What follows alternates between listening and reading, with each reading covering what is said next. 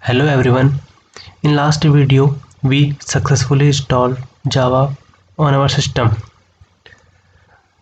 To check where the Java is successfully installed, open your C drive. Within C drive there is a folder named program files. Within program files there is a folder Java, and within Java the JDK 15.0.2, which is the latest version of Java, is installed. Within this folder we can see there are lots of folder. The main folder is bin folder. Within bin folder the important file are there, like Java C, which is the compiler of Java, Java, which is the launcher of Java application, and many more files which are important to develop a Java program. So this is the latest version of Java.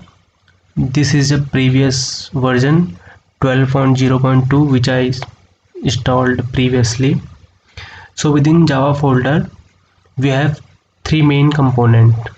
First one is JDK, second one is JRE, and third one is JVM. So let's start with JDK. JDK stands for Java Development Kit. Contains tools needed to develop the Java programs. These tools are compiler, which is javac.exe, JRE, launcher, which is java.exe, document generator, which is java.java, and many more files. Simply JDK is JRE plus document tools. So what is JRE? JRE stands for Java Runtime Environment.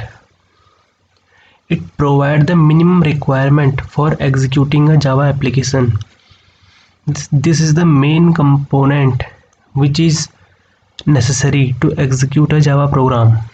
It contains JVM, Java Virtual Machine, and Java package classes and supporting file.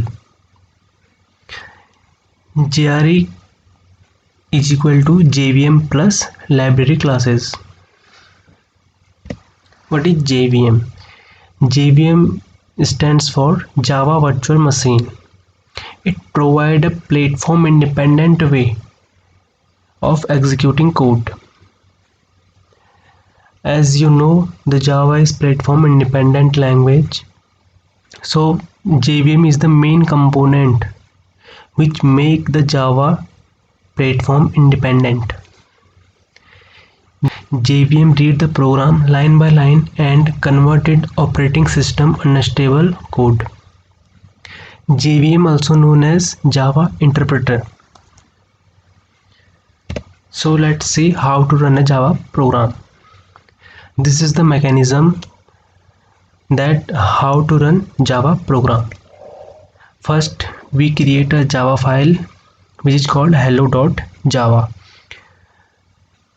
We can specify any name to Java file, but the extension should be .java.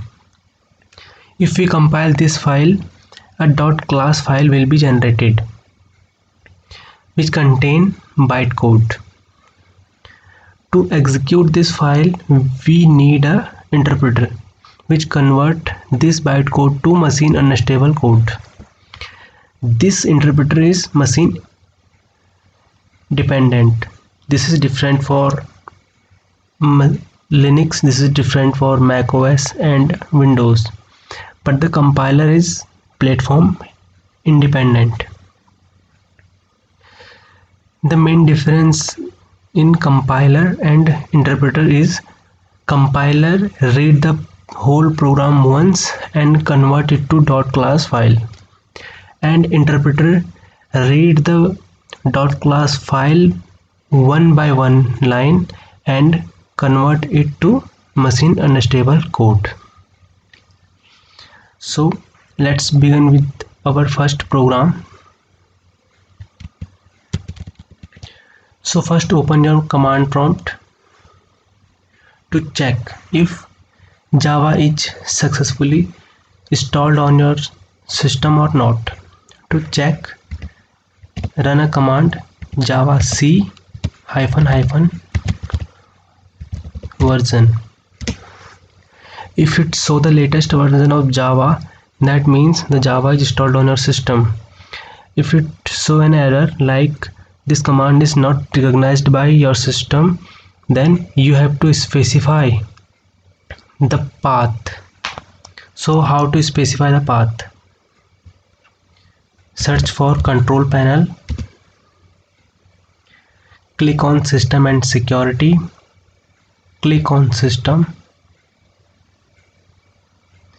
click on advanced system setting. Within advanced tab, go to environment variable, and here you have to create a new variable to specify path.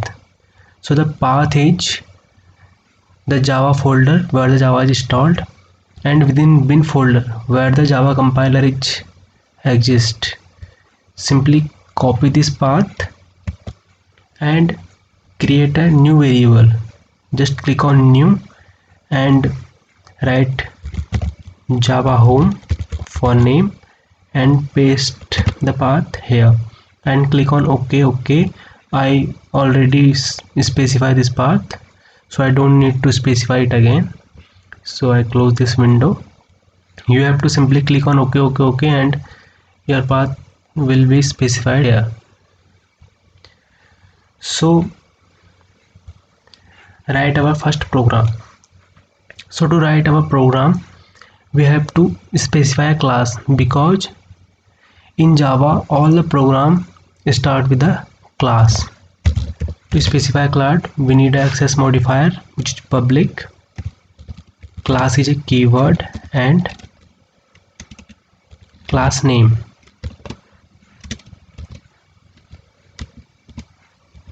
Within class, we need to specify the main function of Java, which is public static void main string args. This is the main function of Java. You have to write the same way as I written here. Within this, we simply write hello world within our console. So to write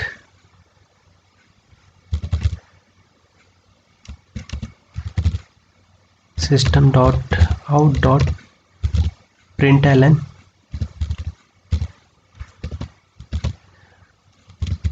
hello world.